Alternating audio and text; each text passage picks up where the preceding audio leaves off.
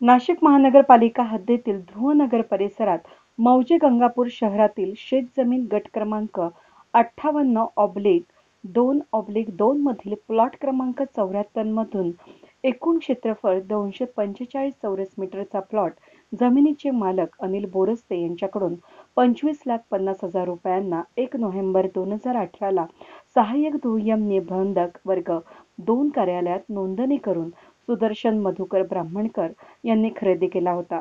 नुकतंच ब्राह्मणकर यांनी या ठिकाणी बांधकामास सुरुवात केली होती, परंतु अरुण धोंडू पाटील यांनी हे काम बंद पाडलंय.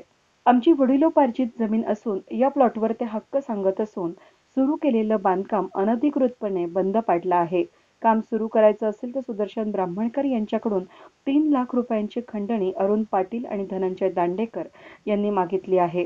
3 लाख रुपये देत असतील तरच बांधकाम करू देऊ, अन्यथा जे काही बांधकाम चालू असेल त्यावर जेसीबी चालवून सपाटीकरण करू अशी धमकी ब्राह्मणकर यांना दिल्यामुळं त्यांनी गंगापूर पोलीस स्टेशनजवळ पोलीस आयुक्त यांना तक्रार अर्ज दिला असून अरुण पाटील यांनी त्यांचे साथीदार त्यांच्यावर खंडणीचा गुन्हा दाखल करावा अशी मागणी त्यांनी केली आहे. कारण असं सर, मी आता ध्रुवनगरला एक प्लॉट घेतला होता.